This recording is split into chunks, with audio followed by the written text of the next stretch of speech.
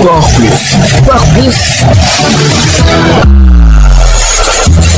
Bonjour et bienvenue dans votre rubrique sportive Sport Plus. En prélude de leur duel tant attendu contre le Brésil, les Lions du Sénégal ont effectué leur deuxième séance d'entraînement mardi à Londres. Le groupe de Pape Thiaw est au complet avec les néo-lions Ibrahima Mbaye et Mamadou Sarr. Le match amical Sénégal-Brésil est prévu samedi prochain à Londres à partir de 16h. Monstrueux cette saison, élu meilleur joueur sénégalais évoluant à l'étranger par l'Association nationale de la presse sportive, Edouard Mendy domine le classement des meilleurs gardiens de but de Saudi Pro League en termes de clean sheet. Après 8 journées, Al Ahly a encaissé 10 buts, mais le nombre de buts concédés aurait pu être beaucoup plus élevé si Edouard Mendy ne réalisait pas de grosses performances. En effet, le gardien sénégalais est le leader du classement des gardiens ayant effectué le plus de matchs sans prendre de but. Avec 5 clean sheets, il devance le portier marocain Yassine Bounou d'Al Hilal qui réalise 4 clean sheets et le gardien belge Koen Castells qui a réalisé 3 clean sheets. Le champion d'Afrique a ainsi réalisé un total de 28 clean sheets depuis son arrivée en Saudi Pro League et 39 clean sheets en 90 rencontres, toutes compétitions confondues avec Al Ahly. Mondial U17, le Mali bat l'Arabie Saoudite 2-0 et se qualifie pour les 16e de finale. Idem pour le Burkina Faso qui domine Tadjikistan sur le même score et décroche son billet pour les 16e de finale. L'autre équipe africaine qui s'est qualifiée mardi soir aux 16e de finale est l'Ouganda qui surprend la France sur le score de 1-0. Au total, 9 représentants africains sont déjà qualifiés pour le prochain tour.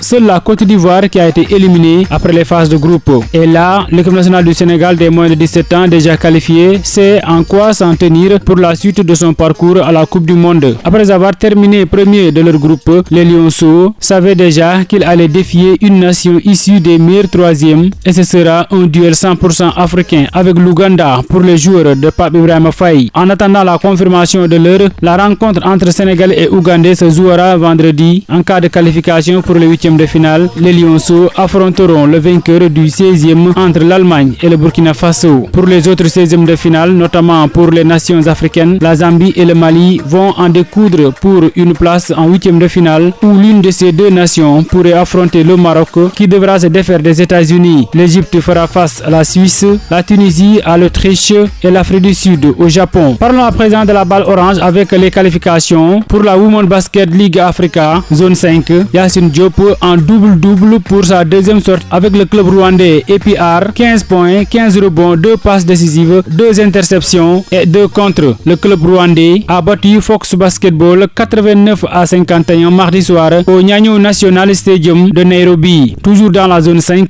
Aminata Ly du Sénégal a elle aussi réalisé un double-double avec les Dockers du KPA. L'internationale sénégalaise a marqué 15 points dont 14 rebonds, 3 passes décisives et 5 interceptions. Kenya Port Authority signe ainsi une deuxième victoire en dominant Magic Stormers sur le score de 92-41.